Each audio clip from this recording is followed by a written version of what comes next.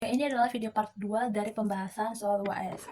Oke, langsung saja kita masuk ke nomor 5 bagian A. Lukis sebuah balok ABCD, EFGH dengan bidang frontal ABFE dengan ukuran AB sama dengan 6 cm, AE sama dengan 4 cm, AD sama dengan 5 cm, dengan sudut 135 derajat dan perbandingan proyeksi 2:3. Oke, jadi saya tadi sudah menggambar untuk bidang frontalnya sendiri, di mana AB itu adalah sama dengan 6 cm, dan AE juga sama dengan 4 cm.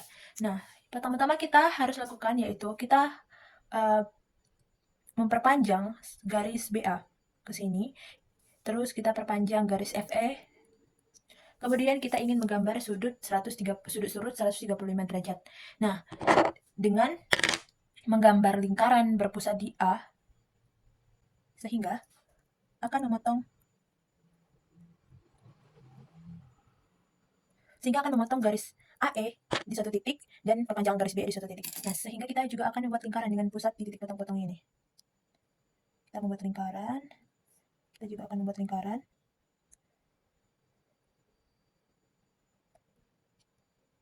Nah, sehingga dua lingkaran dengan berpusat di titik potong A tadi,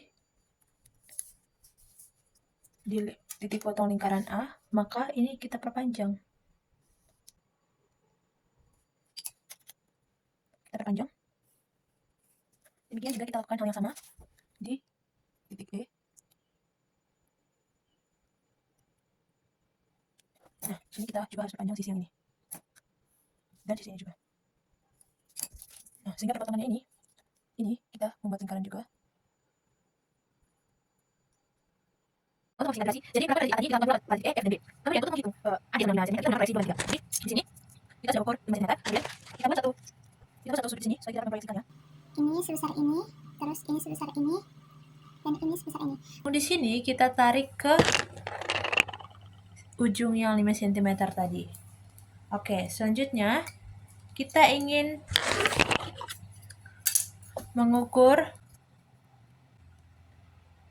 satu ya.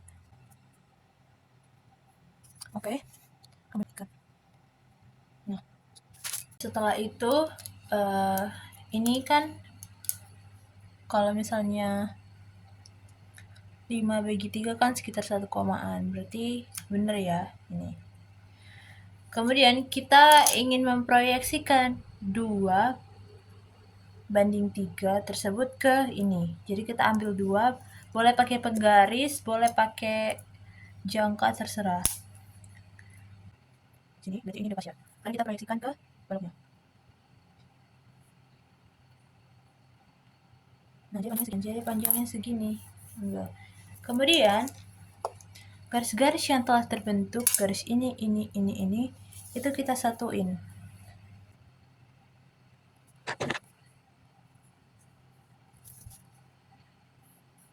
Oke, ini satuin dengan ini. Jadi garis putus ada di dalam. Ini adalah gambaran balok yang telah kita buat tadi, yang setelah kita menghubungkan titik-titiknya.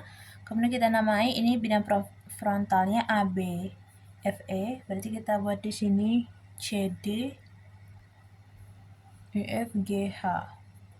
Oke, maka terbentuklah sudah balok tersebut. Sekarang lanjut kita ke 5B. Nah, gambarlah bentuk penampang bidang iris prisma PQRSP UVWXY yang melalui titik A, B, dan C seperti pada gambar berikut. Nah, di sini ada gambar prisma segi 5 ya. Jadi di sini kita disuruhnya untuk menggambar irisan dari prisma tersebut. Kemudian saya ingin menggunakan bidang diagonal. Jadi kita harus menggunakan bidang-bidang diagonal yang ada dalam sini. Langkah yang pertama, kita lihat dulu nih titik-titik mana yang dapat kita hubungkan sehingga membentuk bidang diagonal yang memuat paling banyak 2 titik yang diketahui. Nah, di sini pertama-tama saya ingin menghubungkan titik P dengan R. Oke, ini langkah pertama. P dengan R, kemudian saya hubungkan U dengan P. Nah, hal ini kan ada bidang PR, WU itu memuat titik A dan C kan? Kemudian kita lihat lagi bidang mana yang memuat titik satunya. Selanjutnya saya ingin menghubungkan titik T Q dengan titik T dan Q maksudnya. Oke, TQ, ini langkah 3. Kemudian saya hubungkan Y dengan V. Oke, mantap. Maka terbentuklah bidang TQVY. Nah, ternyata bahwa kedua bidang tersebut, bidang diagonal biru dan bidang diagonal merah itu berpotongan di sini. Di garis FG lah kita misalkan. Oke, karena PRWU itu adalah sebidang, maka kita tarik aja nih titik. Kita konstruksi garis dari titik A ke C, sehingga memotong FG di titik H misalnya. Oke, mantap. Setelah itu, karena TQ, FY itu juga merupakan sebidang, maka kita mau mengkonstruksi garis, kita satukan BH hingga memotong ruas garis QV itu di satu titik. Kita misalkan di sini. Oke, di sini. Ini kita misalkan titik D. Kita misalkan titik D. Oke. Jadi aku lupa ini tadi langkah 3, langkah 4, langkah 5, langkah 6, langkah 7. Oke, baik. Setelah kita lihat bahwa ini sudah memotong, ini udah, tinggal satu ruas lagi yang belum kena ya. Jadi kita mau mengambil satu titik lagi. Nah, setelah itu kita konstruksi garis lagi. Kita hubungkan titik P dengan titik S. Ini langkah 8. Kemudian kita hubungkan lagi titik U dengan titik X. Ini adalah langkah 9. Oke. Ternyata bidang PSXU itu juga berpotongan dengan bidang TQVY di garis ini. Oke, kita buatlah namanya garis KL. Oke, ini untuk langkah ke 10. Nah, karena tadi BD memotong FG di H, maka otomatis BD juga memotong KL. Kita misalkan di sini adalah titik M.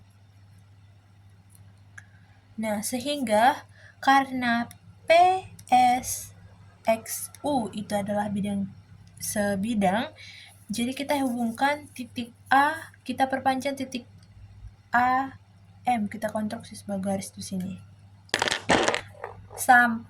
Sampai mengenai ruas garis, sampai memotong ruas garis SX di titik E. Nah, selanjutnya kita hubungkan bidang diagonalnya. Kita hubungkan titik-titik yang ada di rusuk itu.